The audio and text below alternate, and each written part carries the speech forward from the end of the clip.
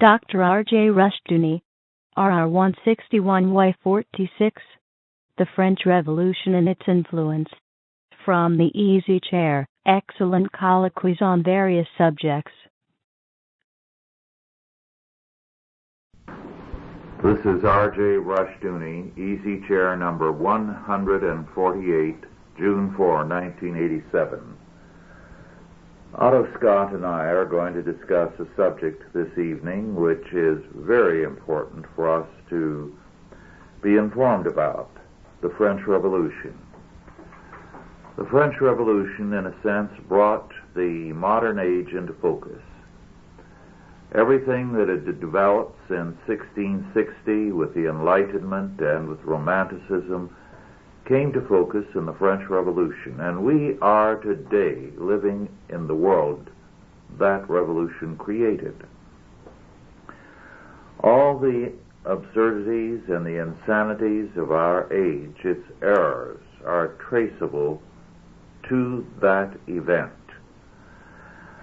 Otto Scott has written a book a few years back on Robespierre, the Voice of Virtue, which is, of course, about the French Revolution.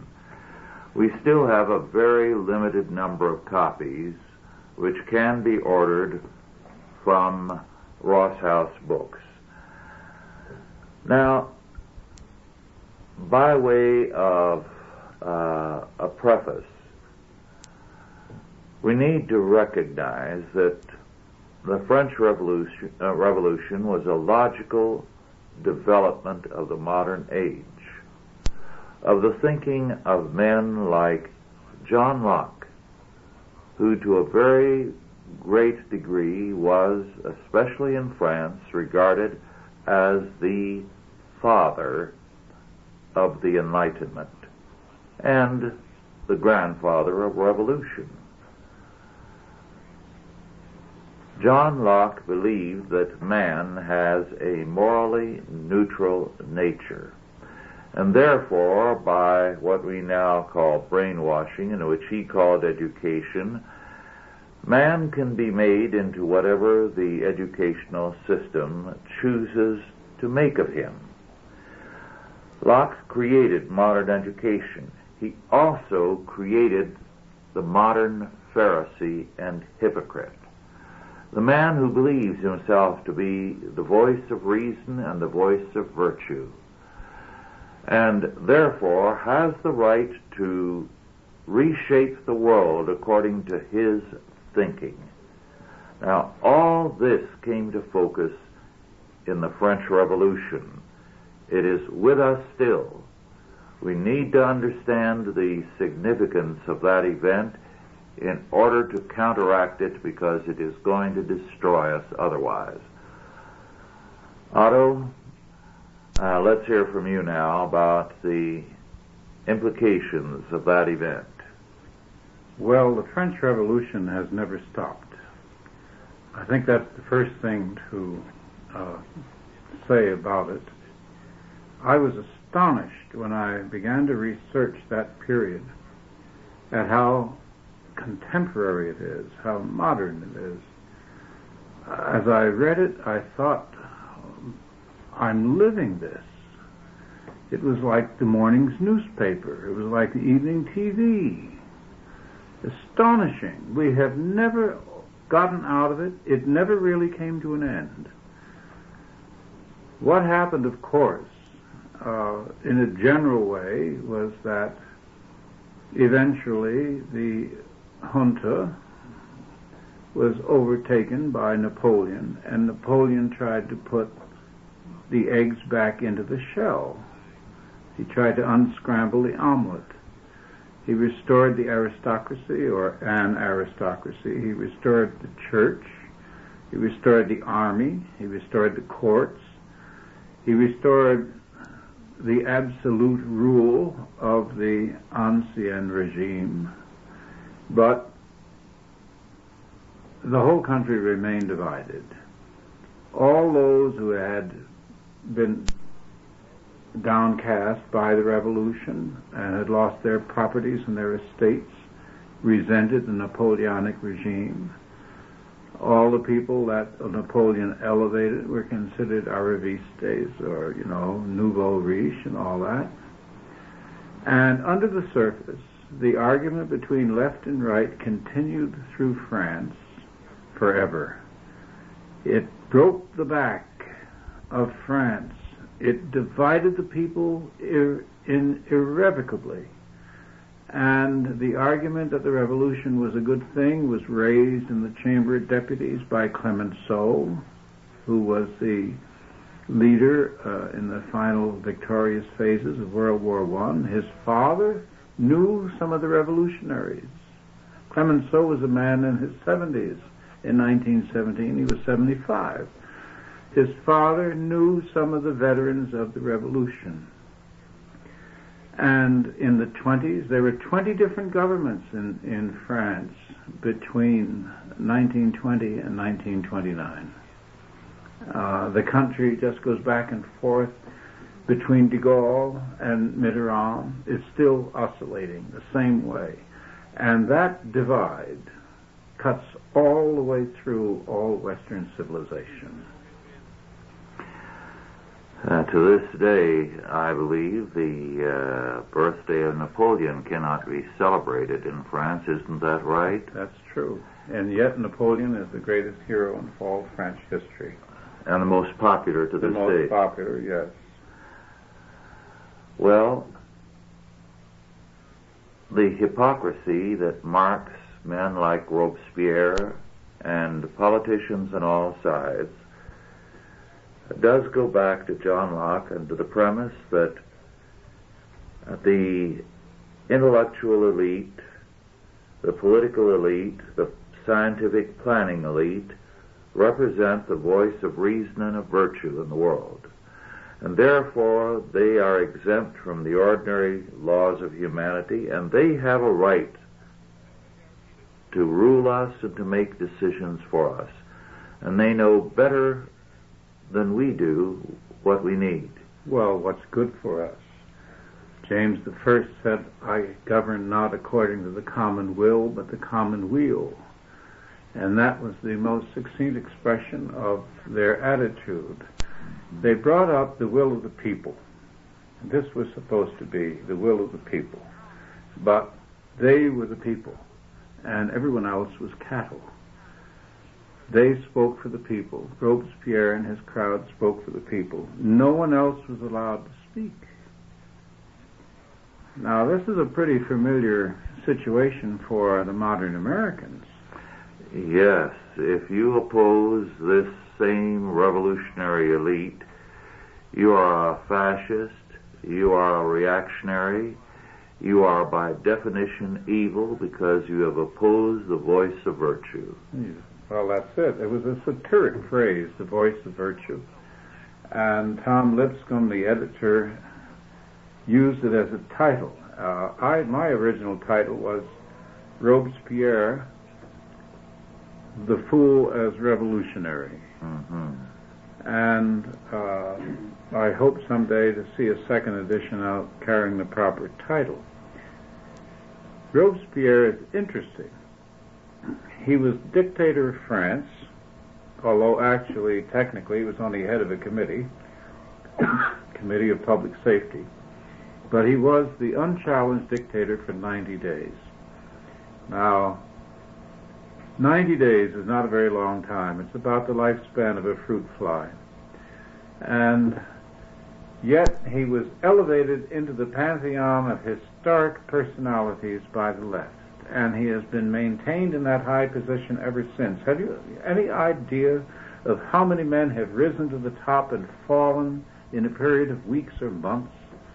I mean, they're all dismissed as footnotes of history, and yet this one idiot, this one murderous idiot, is held aloft. R.R. Palmer, who was with Princeton University for many, many years, and is considered our leading American authority on the French Revolution, 30 years ago wrote that when Robespierre was guillotined, that destroyed the last best hope of democracy in France. And I called him up when I was writing this book. And he wasn't at Princeton, he was at another school, but I found him. And I said, I cannot get over what you had to say about Robespierre. And I quoted. And he was immensely flattered. He said, why? He said, I wrote that 30 years ago. He said, I think it's just marvelous that you feel that way. I said, well, don't misunderstand me. I said, I really called up to find out if you've changed your mind in view of events since then. And there was a hesitation, and he said, why should I? I said, after Stalin, after Lenin, you see no reason to change your mind about Robespierre? He said, no, not in the least. I said, well, then I feel sorry for you. And I hung up. Mm-hmm. Well, very few people realize to how great an extent both Marx and Lenin wrote on the French Revolution, studied it, and made it their pattern. Now, the interesting thing is that Robespierre, who is regarded as so great a man that all the way through school I was taught that he was one of the greatest men of all history, did very little other than kill a sizable portion of the population of France. Well, they set prices and wages. They made it a criminal offense to use gold. You had to use their paper money. Mm-hmm. He suppressed Christianity, and he persecuted the church, of course, but he allowed all kinds of strange cults to continue. Mm-hmm. Officially, the revolutionary government was against all religion, but in practice, it was only against Christianity. Yes, they worked to promote Freemasonry, occultist and satanic groups, any group that was hostile to Christianity. They did several things that were unusual. The first thing, of course, was to overthrow the religion of a country in the name of anti-religion. I don't believe that's ever happened before in the history of the world. But of course, to say that they had no religion of their own is untrue. They had a religion, which every liberal in the world today believes in. Mm-hmm. The religion of the elite. Yes. The religion of the self-appointed elite that has a right to teach all the rest of us and tell all the rest of us what to do and what to think. The other things that they did that were rather interesting is that they introduced the idea of the purge. I think we've referred to this before. I think it's important to go into again. Well, the purge, of course, is a medical term to get rid of the feces. So to use that term to human beings is to epitomize that they consider the people whom they're going to purge as simply feces, the waste product of society. Yes. And it was accompanied by public confessions. In the Jacobin Club and the other left-wing clubs, radical clubs, you had to get up and confess your sins publicly. This was, of course, stolen from Christianity. The idea of confession originally was public. In the early days of Christianity, you got up before everyone in the congregation and you admitted what your sins were, and you were given a penance and you were forgiven. Well, every one of the revolutionaries had to get up and purge himself of his sins. He had to admit that he had done this or done that. That was, I think, somewhat unusual. And that, of course, has been carried on through the public confession episodes of the Chinese Cultural Revolution, the early stages of the Soviet Revolution, and every left-wing revolution ever since. Every one of these steps, and I guess the most original of all, was to destroy an entire class of people, to murder an entire class of people for the crime of having been born in the wrong group. Babies, young women, old men, without distinction. They were out to destroy all the aristocrats, all the priests, all the nuns, and anyone else who didn't agree with them. Now, I can't think of any precedent in all history where a government set out to slaughter its own people when the people were unresisting. Mm-hmm. I think it's very interesting to realize how we have been given a warped idea of the French Revolution. All the way through school, as I mentioned earlier, I was given all kinds of false ideas about it. One scholar actually held some years back that the Reign of Terror was misnamed because only a handful of people, perhaps 40, were executed. Oh. When and did he have a doctorate? Was he teaching in a school? Oh, yes. That criminal? Of course, it was by the millions.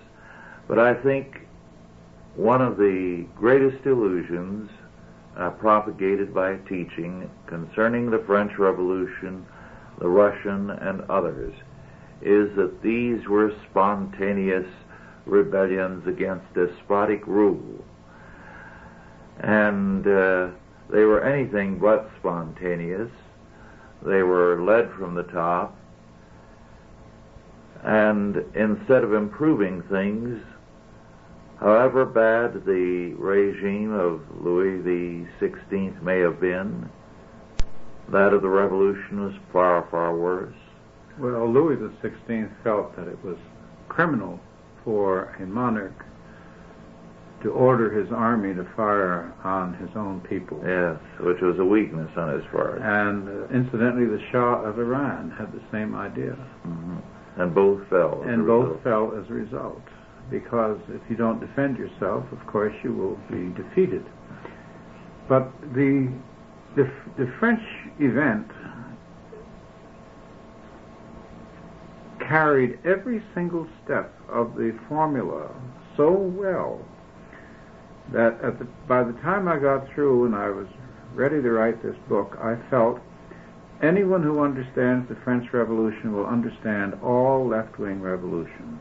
Yeah. And anyone who doesn't understand the French Revolution is going to be doomed to be victimized by a left-wing revolution. That's the reason that they teach it in the Kremlin to the leaders of the various national groups in various parts of the world where they intend to subvert. They bring them in and they have the greatest record. There's a number of mysteries, as Lord Acton said about the French case. He said every so often the smoke appears to diminish and we think we're going to see the hands of the managers. And then he said all is covered over again. There is a persistent argument that arises again and again that there is a particular group who created and masterminded the French Revolution. Nestor Webster and others think it was the Jews. I don't. I don't think it was the Jews. I don't think that it was any particular national group. I think that it was a combination of factors. I think the Masons had something to do with it. I think that English money and agents had something to do with it. The agents of Frederick the Great and Catherine the Great, they had a hand in it. There were a number of people who combined in this great historic event. But prior to it, there was this long period of attack upon the French culture from within by the intellectuals, who severed all the roots, you might say, the fabric which held the French culture together. They attacked the history, they attacked the religion, they attacked the church, they attacked the priests, they attacked the nuns, they attacked the court, they attacked the army, they attacked every group. And they, at the same time that they attacked these groups and invented all kinds of dirty stories about them, they took on an aspect that we see today, where pornographic publications get holy and indignant when they discover sin in others. Mm-hmm. Yes. And it's amazing when you see the people who are indignant. Yes. And you know the way they live, And you wonder at the nerve of them talking about any kind of scandal anywhere.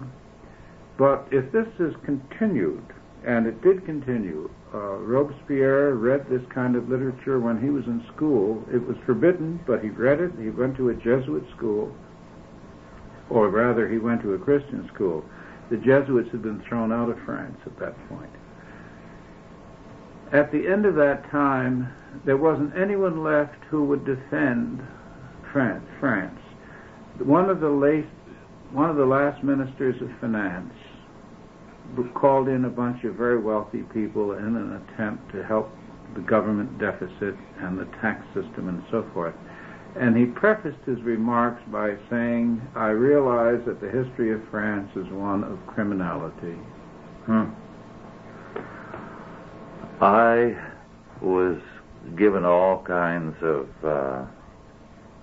material to read, assigned reading, heard lectures about the oppressive system of taxation under the Louis. And it was only about 15, 17 years after I finished my studies, undergraduate and graduate, that I began to encounter the data about taxation, which made clear that taxation before the Revolution was very, very light compared to what France has had ever since. Well, compared to what they have now. Yes. Compared to what we have. Yes. I mean, you know that the only difference, I guess, is between then and now is that there was not a great technological gap in terms of weapons. If you had guns, you could have guns just as good as the army. Now, of course, that's no longer possible. So we have weapons of control today that didn't exist then, though rebellions were easier to mount in a physical sense. But the real control was taken away from the king. First, the long build-up, and then the gradual infiltration of the idea all through the middle class that there was a possibility to attain power. Now, the leaders of the revolution were young men in their 20s and early 30s. There were no old men involved. The old men had written the books and laid the groundwork, as you say, Locke and all the rest. And don't forget, the Age of Reason had a big season in England after the Restoration. After Cromwell, there was a great swing against the church, and there was a corrupt clergy. If it hadn't been for John Wesley and so forth, who knows what would have happened there. But in any event, the revolutionaries were journalists, they were lawyers, Marat was a physician, they were what we would call today the rising professional class. Now, there's something about the modern professional which is interesting. He feels that because he has a certain amount of education and skill in a certain area, that he really should have commensurate power in society. Yes. This is a persistent delusion. The idea that if you go to school for 25 or 50 years, you are then entitled to give people orders and tell them what to do. We have a system here where professionals can conduct experiments with human beings, which an unprofessional would go to prison for doing. Yes. Well, at any rate, these fellows, and I think of Ralph, one of my friends read this and said Ralph Nader, talking about Robespierre. That self-righteousness, Yes. that hatred of luxury, that hatred of wealth. He went crazy when he saw the Corvette. It was too racy looking. Mm-hmm. Well, we have the same self-styled elite who are convinced that anything they did not plan and design and control is therefore degenerate and immoral. And as a result, then as now, the same type of person is working to subvert and destroy anything that he has not made. Well, it's interesting. Some of the things, you know that in Germany, Western Germany, about 10 or 15 years ago, there was a very popular soft porno publication, soft porno and political radical publication. Got a big circulation. And then it was discovered with a certain amount of shock that it was funded by the Soviets. Mm-hmm. Well, the same thing is true in the French Revolution. All kinds of publications, semi-pornographic, which combined radical politics with pornography, appeared all over the place. And they ranged all the way from cartoons up to scholarly journals. They covered every aspect of what you could put on paper in terms of persuasion, even posters. And the odd thing about it, or the unusual thing about it, is after the revolution succeeded, they turned very puritanical. All those publications were immediately suppressed, as in Cuba, after Castro, as in the Soviet Union after Lenin, as in Berlin after Hitler. And the revolutionary, you see, is really, it's sort of a reverse priest. You might say almost a priest gone bad. Mm-hmm. He calls on all these kind of idealistic slogans. He prides himself on being austere, of being above the weaknesses of the flesh, and if given a chance, would lock people up. Yes. Well, we are living in a revolutionary climate, in other words. Very definitely. There isn't a single thing that I found in the pre-revolutionary climate of Paris, 1788, that we don't have. This is why it is so important for the opposition to destroy the growing Christian movement in this country. And this is why some of these television personalities who have exploited Christianity are so evil, because they have played into the hands of these people who are out to destroy our world, to destroy Christianity, to take over and become the lords over men. Well, it isn't simply the scandals that have appeared at the PTL and that sort of thing, which I really deplore alone, so much as I do the fact that they attained tremendous audiences. These are men of great eloquence who slided over every one of our national problems. Yes. Never attacked any of the conditions that are threatening our liberties. Mm-hmm. They put everything into a sort of musical chorus of theological banalities. Yes. Banalities is the word for it. What we have seen is the evasion of the problems of life in terms of a kind of thing that I think was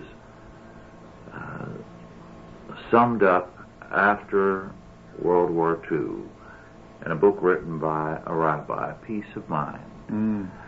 As though the goal of life is to find peace of mind. We've had Catholic and Protestant and Jewish leaders writing as though having what you want, having peace of mind, finding yourself, finding your own space, all these trivialities have replaced the kingdom of God.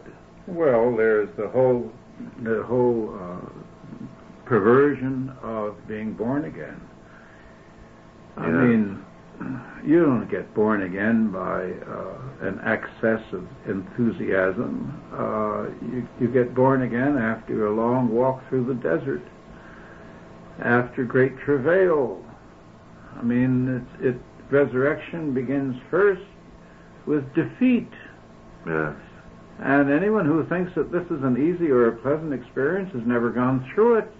That's right. And here we are, faced with these trivial monsters who claim to be our betters, telling us that they've got a plan to bring heaven on earth, and it's the kind of heaven that would kill us all. Yes. Well, we are thus in a revolutionary climate. We have some very serious problems, and the answers are only soluble from a Christian perspective. A Christian perspective that applies the whole Word of God to every area of life and thought. One of the problems we face in this country is that so many people, as a result of their schooling, have been trained to believe that there is a similarity between the French Revolution and our War of Independence. The two, of course, were very emphatically different, and ours was not a true revolution. It was anything but a revolution. It was a separation from a country that was limiting the liberties of free colonies. However, the French Revolution is increasingly regarded as the model, as the attempt by man to take over his own destiny. And that perspective marked one book written a few years back, and I forget the title of it, but it was a sociological study of a popular sort, which held that in order to appreciate what the future could offer us, we would have to understand the implications of the French Revolution and man taking control of his own destiny. Well, man trying to take control of his own destiny has been part of the original sin since man was created. And, of course, our destiny is beyond our control. We don't know when. We're not in command of being born. We're not in command of dying. And in command of very little in between, for that matter. I think the practice of calling it the American Revolution is a deliberate attempt to muddy the waters and to make the word revolution and the idea of revolution respectable. Yes. And of course they're constantly quoting Jefferson, who says the tree of liberty should be watered with the blood of martyrs every 20 years or so. Jefferson was a many-sided individual, and you can quote him on almost any topic and find three opinions in his writings. The fact of the matter is that anyone who gets out of school and carries what he's been told around in his head without reviewing them and without sometime later on doing some more reading in that area is not an educated person, is just a person who has had some schooling. And the American version of the French Revolution would astonish the French. They know better. They still have family records. They know who was killed. They know that it was a bloody mess and that they've never gotten off their feet since. They've never had a stable government since then. They've never been able to maintain a ongoing administrative structure since then. The church never recovered in France. The army never recovered. The aristocracy never recovered.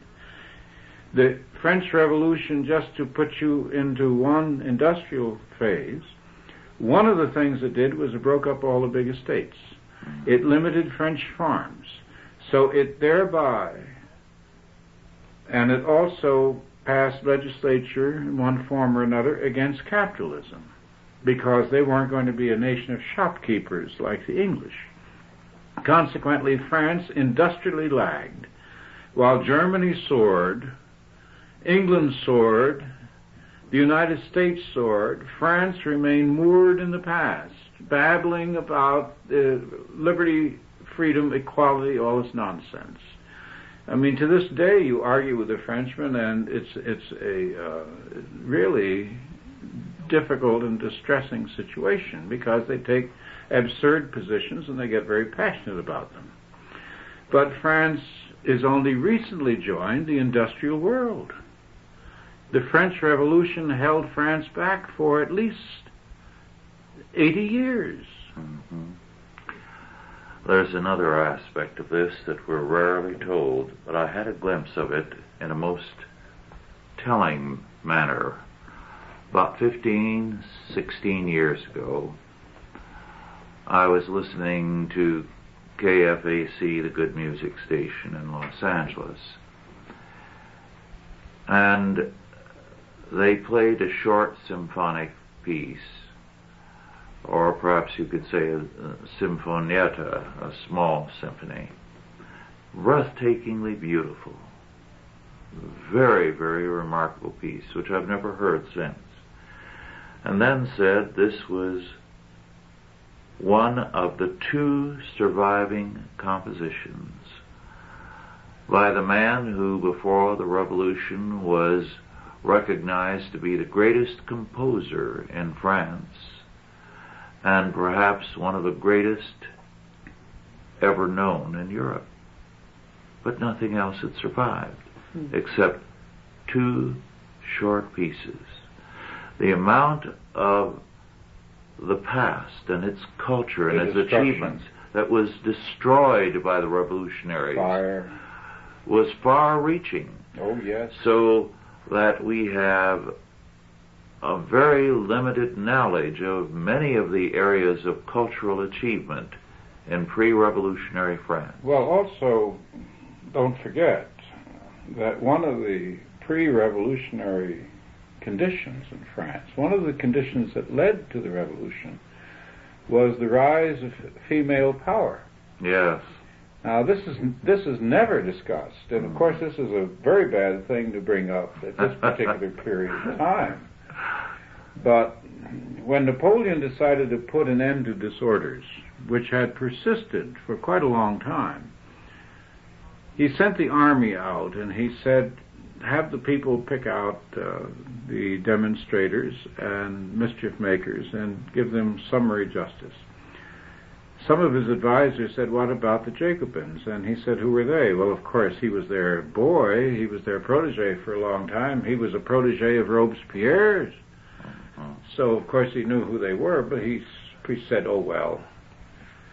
He said, France had no government. France was governed by women. Mm-hmm. Now France has a government, and the French will obey. Yes. And they did. Now, it was true. Pompadour and the various mistresses of the Louis, the last 3 Louis, exerted an enormous influence.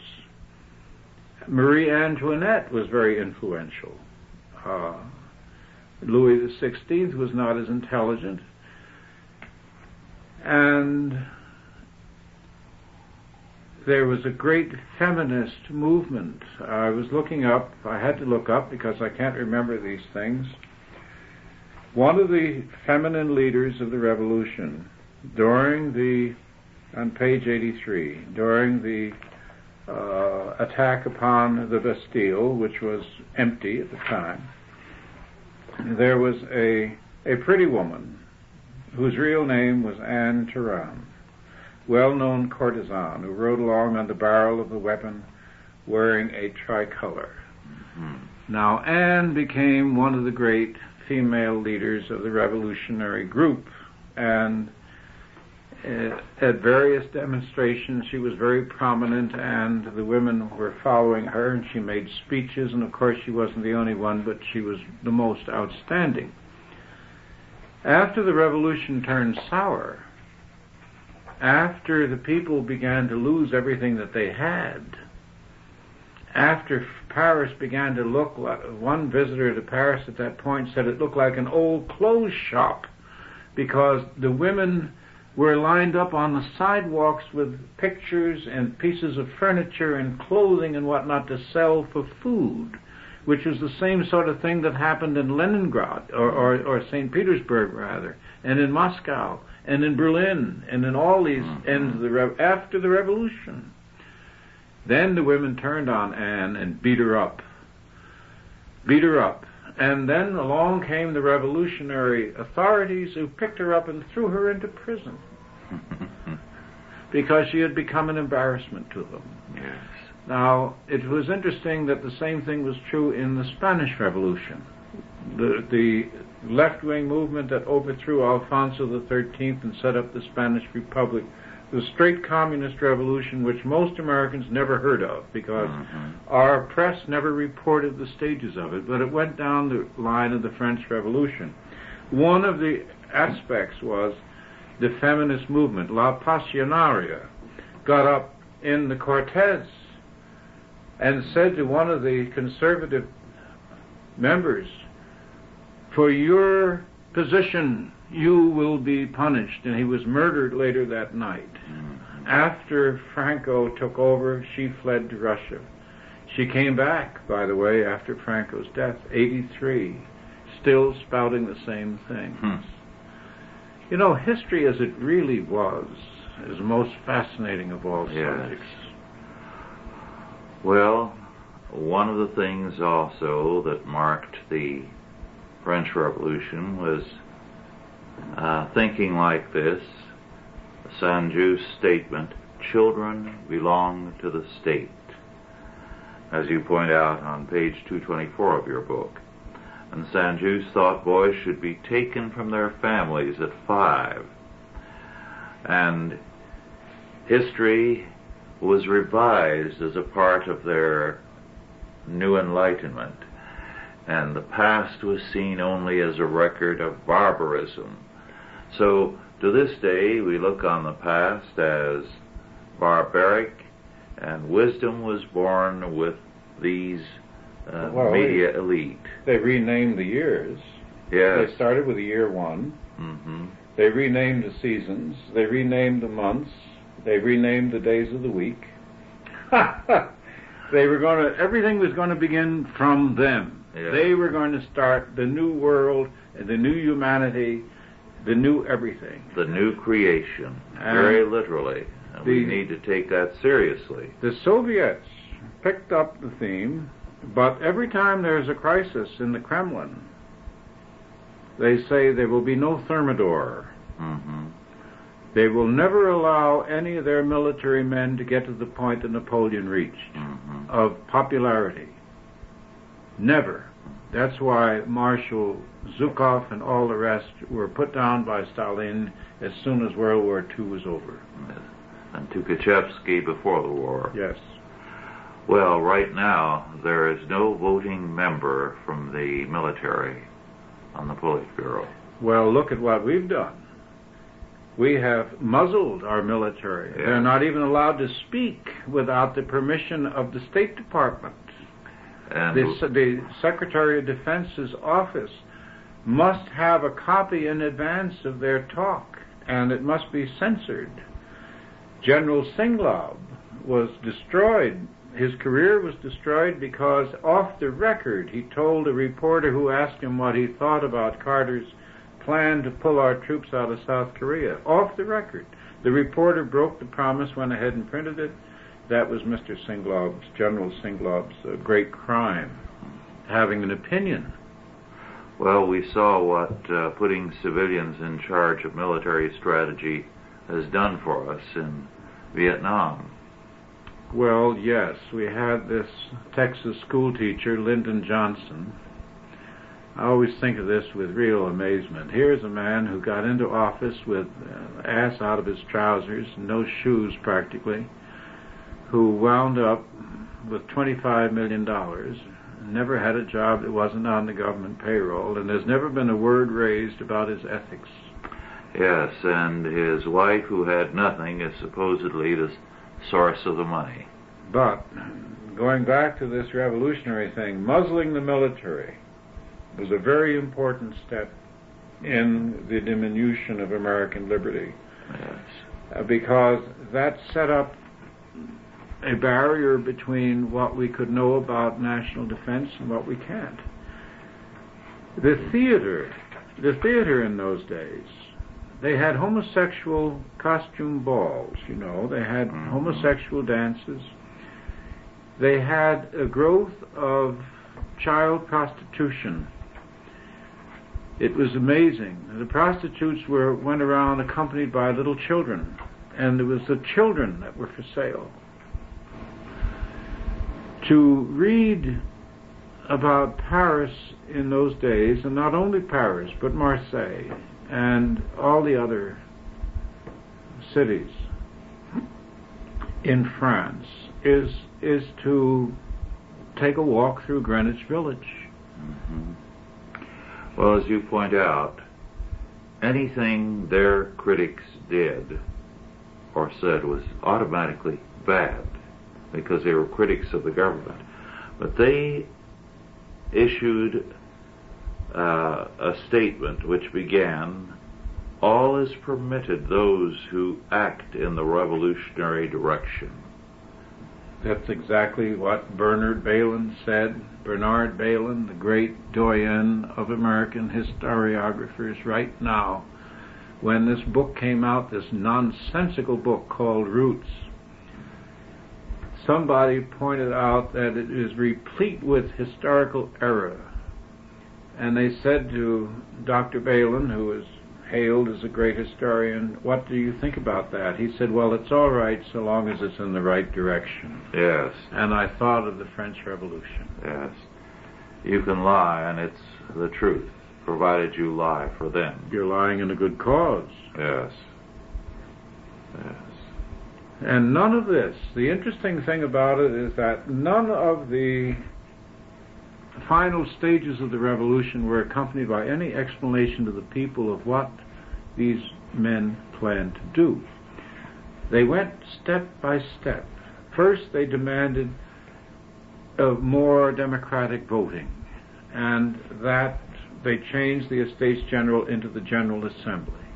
Then they demanded a new constitution and a referendum on it, and that was achieved. Then they demanded new votes in order to send in a newly elected General Assembly under the new Constitution.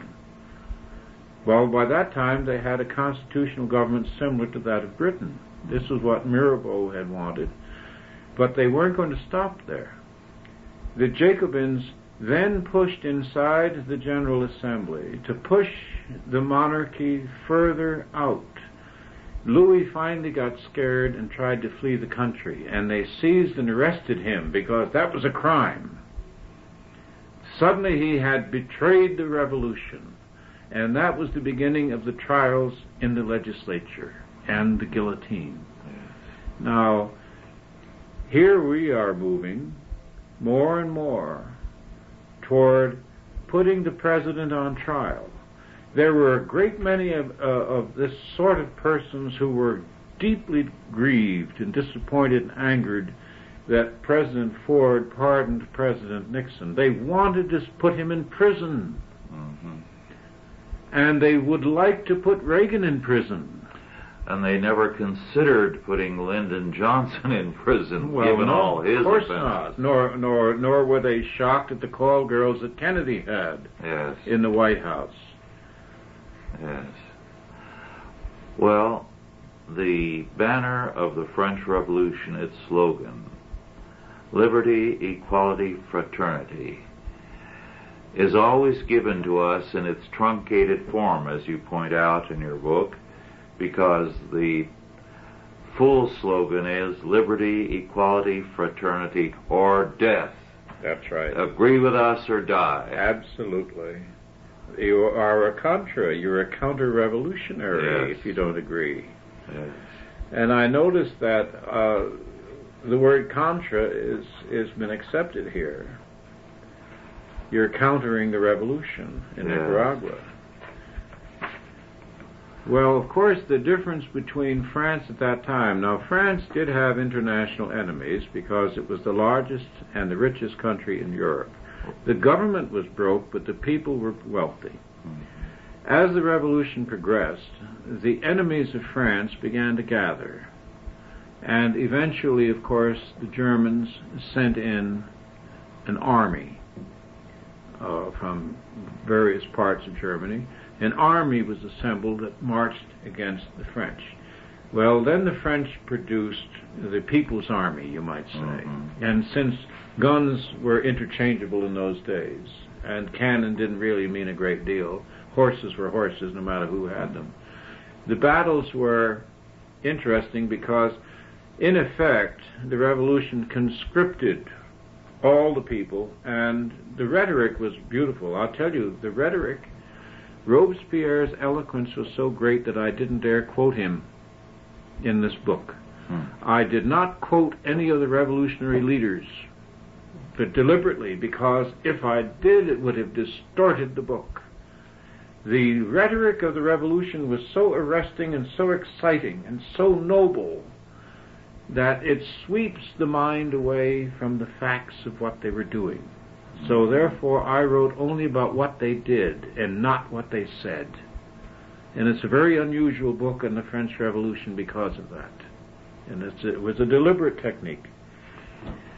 Now, well, the rhetoric of politics today is full of concern for the poor and the needy, the downtrodden, and it's just as dishonest as the rhetoric of the French Revolution. Well, let's listen to the Contra hearings. Did you ever hear anything like the expostulations and the indignation of these highly moral representatives and senators that we have? I mean, there they are. Their chins wobble in indignation as they question what happened to the money. Who knew what? They're succeeded in confusing everybody in the United States.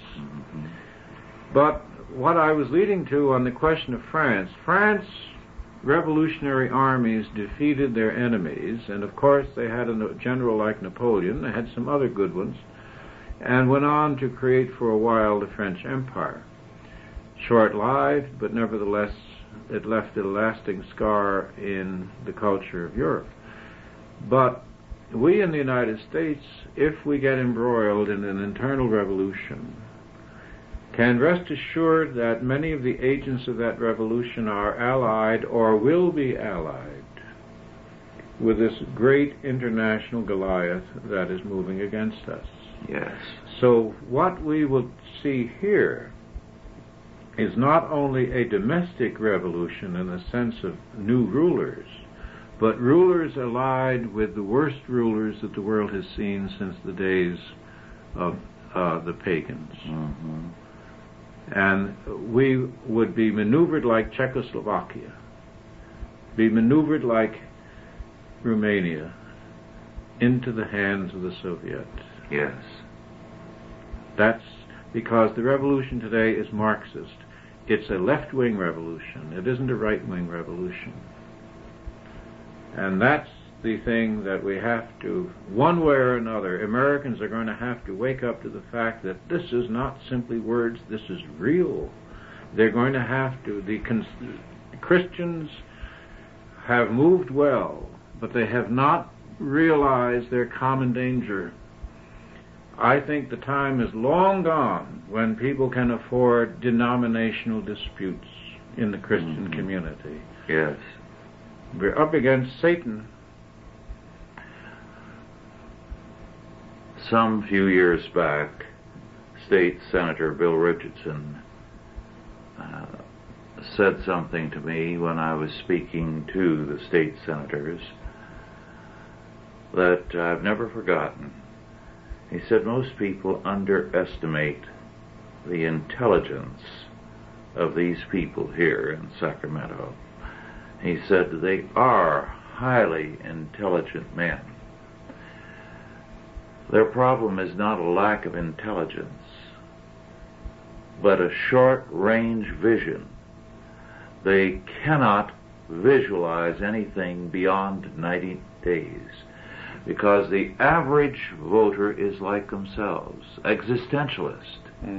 has no vision beyond 90 days. Not going anywhere. No. Just trying to live well. Yes. And what a politician has done more than 90 days in the past is forgotten except in very rare cases. Well, this is our problem. The men in the Senate right now are not thinking of the future of this they're country. Thinking only of the next election. Yes. They want to get the White House. Yes. And they think everything is going to go along just as fine as dandy. The next president is not going to have any problem. If he's a Democrat, he can do anything he wants. Mm-hmm. Well, they're wrong, because the revolution doesn't go backward. It doesn't go backward. No. Mr. Hart couldn't do what Mr. Kennedy did. The press didn't protect Mr. Hart, because the press is loose. It's like jackals in the street. Do you remember Garrett, who was editor in the late 20s, I think, and in the 30s of the Saturday Evening Post? Oh, no, I don't think so. Did he write A Mess of Pottage? Yes. Yes, I remember that book. And he also wrote a little book after a few years of Roosevelt, and the title of it was The Revolution Was. Yes, he did. He did. He Tremendous He was right on target. Yes. The only thing that surprises me about it is how long it's taking. Mm-hmm. This, of course, is an advantage. This is a great advantage because, perhaps because of the American addiction to euphemisms, the American language today is becoming a mask for communication, a substitute for communication. I mean, I hear the weatherman saying rain activity, and that drives me right up the wall. They will never use one word where 17 will do.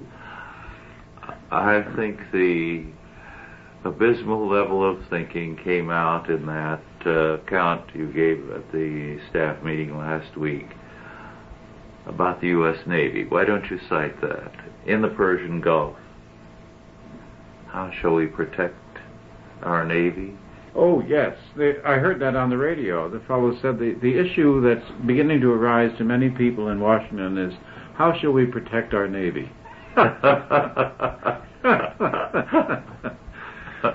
Well, perhaps because the revolution is proceeding in this snail-like, blind fashion, there is a chance. But I've seen, and you have too, the Christian community take on all kinds of new and invigorated life, and then begin to fission off into single issues. The right to life people, the prayer in the school people, something else over here, something else over there, all individually fine, but all cottage industry stuff. Yes. In the meantime, the revolution is moving along a single track, and they have a slogan, no enemies on the left. We seem to have a slogan, no friends on the right. Yes. Well, there is no future for this country except in terms of a genuine reawakening of the Christian community and a concern for Christian reconstruction in every area of life and thought. We have a problem unparalleled in all of history because for the first time all the world is involved. And the future of the world in a great measure depends on what happens in the United States. Well, I think that's true, and I do think that we are in a better position than the French were in the 1780s, or the Russians in the teens, or the Germans in the early 30s. We do have a Christian community, and neither of those countries did. Remember that book, From Under the Rubble? Yes. And you remember what the Christian thinkers had told the revolutionaries? They said, you are descending into the abyss. They predicted everything that was going to happen to them. They said, you are moving into hell. Now, the revolutionaries killed every copy of that book but one. But one. Edith Myers will have an article, a long article on that, in the next issue of the journal. Marvelous. Yes. Marvelous. Well, we do have what they don't have, and therefore we could. Really, if the revolution succeeds here, there is no excuse for us. Yes. Because we know all that's being happening. And I've got one other thing I'd like to say, and that is that with all the faults of the American people, which are faults of prosperity and ignorance and naivete and so forth, nevertheless, when you look at the other side, yes, we are a great, tolerant nation. Yes. Well, thank you, Otto, and thank you all for listening. It's been a delight to share this time with you, and we trust you have found interesting what we have been discussing. Let me remind you that if you are interested in Robespierre, The Voice of Virtue by Otto Scott, only a limited number of copies now remain, not very many. So do write to Ross House Books. It's $9.95 and $1.50 for postage and handling. It's P.O. Box 67, Vallecito, California, 95251. Thank you for listening, and good night. Authorized by the Chalcedon Foundation. Archived by the Mount Olive Tape Library. Digitized by ChristRules.com.